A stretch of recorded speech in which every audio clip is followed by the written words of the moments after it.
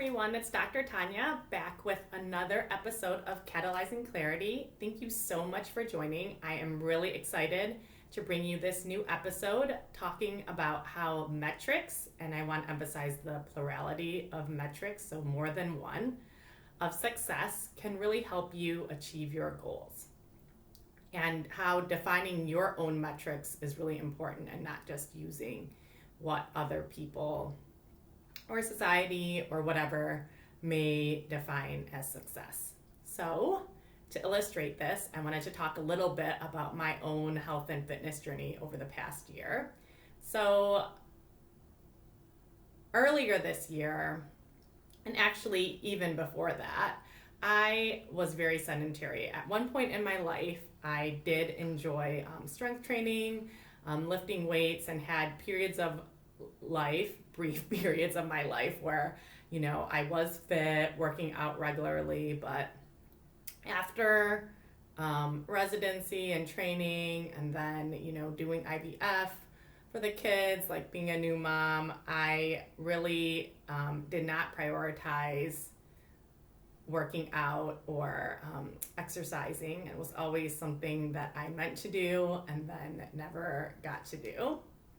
But over the past year, I noticed that, a lot of my clothes were not fitting as well as they used to. My weight was definitely up and my energy level was just, kind of dragging. And so I went to my annual exam with my heart doctor or cardiologist, and I go to the cardiologist because I have a really strong family history of stroke and high blood pressure, also cholesterol problems, and these had gotten worse for me after I had my kids or was pregnant. Like I had high blood pressure during pregnancy and then was in denial about having high blood pressure after pregnancy, but do take medication for blood pressure and cholesterol. So earlier in the year, like the beginning of the year, when I went to see the cardiologist, I already knew that, my weight was up, but everything was up actually. My blood pressure numbers were up, my cholesterol numbers were up, my weight was up, and my energy level and everything, was just feeling down. And so the cardiologist talked to me, he's like, you're a doctor, we recommend lifestyle changes, which, means like modifying your diet, getting some exercise, but you already know, and it's really hard, to follow your own advice as well. He was like, I know it's difficult and you're running around after your kids, working, etc. But I had just started some coaching programs, and one quote that really resonated with me that I heard during coaching, and I looked up who actually said it, which is Arnold Schwarzenegger. He said, you can either have results or excuses, but not both. And so I recognize, I've been making excuses forever about why I was not exercising. These included, I don't have time, I need to go to the gym, and getting to the gym, I have no idea when I'm going to do that. I don't have equipment at home. I don't have room at home. I am too tired. There are more, but I think these were the most common ones. And, one day I just decided I don't want to make those excuses anymore. I'm going to figure it out. And I remembered, I could do high intensity interval or even just body weight exercises because I was so out of shape with just me, my body, and a mat. And then at the beginning when I started, I had one pair of dumbbells that my parents had left. And so I knew that I enjoyed strength training, so I actually signed up for this online program, which I knew would give me accountability, which had some strength training workouts, some guidance, and then coaching on nutrition and other mindset changes. And then I had this goal. I was like, okay, I'm near my maximum weight outside of pregnancy, and I want to lose, 10 or 20 pounds and probably want to fit into some of my old clothes again because I didn't want to keep buying larger and larger sizes of clothing. So that was my original goal, and I started first working out, doing these strength training workouts 3 times a week, and trying to just pay attention to when I was hungry, and then stopping eating when I was full. That's it. Otherwise, I didn't really like majorly change my diet. So that was the beginning of my fitness journey. And then, once you start making positive changes, you quickly, or maybe not so quickly, can fall into a positive feedback loop where I felt better, I had more energy, and then that made me actually want to exercise more. So I pretty soon went up to 5 days a week and figured out that, I could work out when the kids were reading or playing a game on the iPad or doing other things. And yeah, was it ideal? Like, of course, would it be awesome if I could go to the gym and just like be by myself and have all the equipment there? Yeah, but I could also get quite a bit done at home with the kids running around, the dog, things going out around, but I could still get in my reps, my squats, whatever I needed. And also realized like a side effect of that was it showed my kids, that this was important to me, and being fit and being healthy was something, that I was prioritizing for myself. And so I had this goal, right, that I was going to lose weight.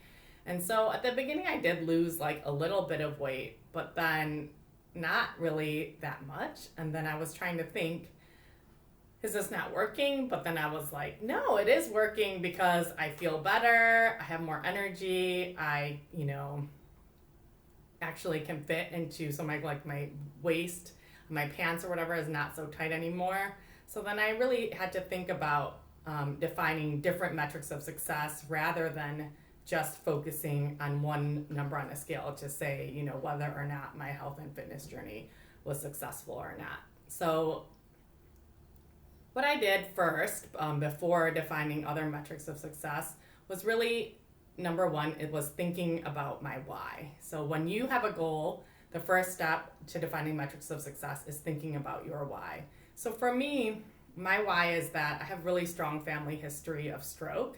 And my eldest uncle, who actually was the first person on my mom's side of the family to immigrate to the United States and actually really help facilitate my mom being able to immigrate too. As a nurse, he was a physician. He was, one of the first physicians in Thailand to go when there were not enough doctors in the US, so there was a doctor shortage, and he had already done training in Thailand, but got a green card and then repeated surgery residency in the United States, but he really wanted to be a plastic surgeon. He was a really gifted artist. And so he also, after completing general surgery training, got a plastic surgery fellowship and then completed training in plastic surgery.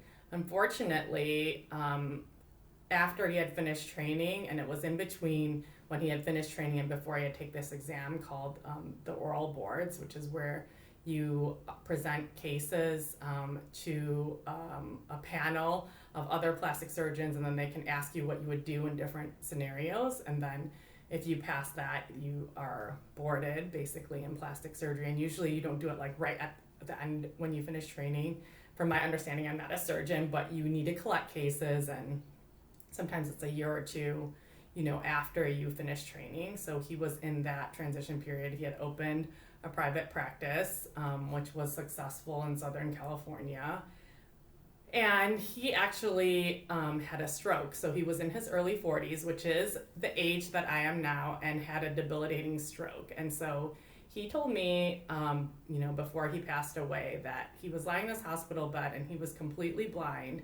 And he was praying, and he was like, if I can just get half of my eyesight back, that would be enough for me to be able to like continue practicing as a doctor, or, to like keep pushing on. And so he actually did gain his eyesight back, not all of it, but approximately 50 to 60% of it, but that obviously is not enough to be a plastic surgeon anymore. And so he ended up practicing as a physical medicine and rehab doc, because he said, those doctors really made an impact on me and helped me, reconsider my life, what I could do, and to really push on and survive. And so he practiced actually for many years in the US and then also in Thailand as a physical medicine and rehabilitation physician until his death, which was pretty recently, actually, in 2021. So my why actually for becoming healthier and fit was realizing that I'm at the age where my uncle, had his life-changing diagnosis. I want to be around for my kids. I don't want to have a stroke. And my mother, actually did have a stroke in her 50s despite being very healthy and fit. So I said, if I'm not taking care of myself, if that could accelerate the process, I do not want to do that. And so when I thought about my why, then going to define my metrics of success, it shouldn't just be what is the number on the scale, although, that can be one of the metrics of success I use in my health and fitness journey. The other things that I wrote down were, what's my energy level like? How are my clothes fitting? How do I look in pictures? How much weight can I lift? Because I, am lifting weights, and so I want to be getting stronger. So that could be one metric. And then also just my lab numbers, like, what's my blood pressure doing, my cholesterol doing, because I had said, they were up when I went to the doctor, and I didn't really want to go up on medication, if I could do something about it personally. And then some other things during my program that they had us do was take measurements. And so I thought that was helpful. Usually I don't, measure your waist and chest and different areas of your body. And then also just take pictures like front view, side view, and back. I was just wearing like a sports bra and running shorts or workout shorts, just to have, at the beginning, and then you can take them. So once I wrote all those things down, that was the second step. So remember, the first step is think about your why. Then number 2, define metrics of success. And then number 3 is set a date to check in. And when you're checking in, that it basically means like tracking these different metrics of success. So you can do it however often that you want. I think weekly is pretty good, or even monthly. And so for me, I would check in weekly to be like, how is my energy feeling? How are my clothes fitting? And what weight am I lifting on my different exercises? Some things you're not going to check weekly, like, I'm not going to check my cholesterol weekly, for example. But you can look at your different metrics of success and then track them and then check in, at these predefined intervals to see how you're doing. And then sometimes you can also get other information or find other ways to track certain things. So for me, I got a scale that was recommended by some people in my fitness program who were using it, and it's called an InBody, and it doesn't just track weight, but it actually tracks some body composition. So it tracks like how much muscle you have, how much fat you have, what % body fat you have. And that was helpful for me because it's like finding another way to track that's just not just weight in general, because then, I soon realized that weight, your weight is a combination of different things. Of course, you have like water, there's fat, there's muscle, and I, I'm focused on building muscle and losing fat. But since muscle weighs more than fat, sometimes you're gaining muscle and losing fat, but your weight is actually staying the same. I'll talk a little bit about that later. So that was number 3, was just like setting a date to check in with your different metrics and tracking your metrics. And then number 4 is give yourself permission to let go or change metrics that aren't serving you. So for me, I realized that actually the number on the scale was not really serving me. Even though at the beginning I was like, I want to lose 10 pounds or 20 pounds or whatever the weight was that I wanted to lose. I soon realized that the number on the scale for me was not changing significantly, but all these other metrics were. And they were metrics that I felt resonated more with my why, or why I, started this health and fitness journey. So, for example, I had more energy, my clothes fit better. I actually lost like 2 or 3 sizes in pants sizes, so my abdominal circumference really changed. I felt like I looked really good in pictures. You could see like a noticeable difference. And then my measurements changed, and I haven't gone back for my labs yet, but I think they might also show a difference. And so just revisiting 6 months later, my original goal was to lose like 10 or 20 pounds. And actually my weight has only changed by 2 pounds, I think, when I just looked. But like I said, all the other metrics, I have completely surprised myself. So my energy is awesome. I've lost 2 to 3 pant sizes depending on, the brand that I'm wearing. And then according to my special scale that looks, just not at weight, but also at muscle and body fat, I've actually increased my muscle by 2 pounds, and I've lost 4% of body fat. So even though my weight hasn't changed a lot, my body actually has changed significantly. So what I wanted to say was, like, I just realized that weight was just one metric of many, and that I got to choose, what success means to me. And then you also all out there have the power to choose what success means to you. So I really invite you to reflect on your goals and define your own metrics of success. Because if I had just, singularly clung onto the goal of like, I must lose 10 pounds or I must lose 20 pounds, I would have said like my fitness journey over the past 6 months, like, was not a success.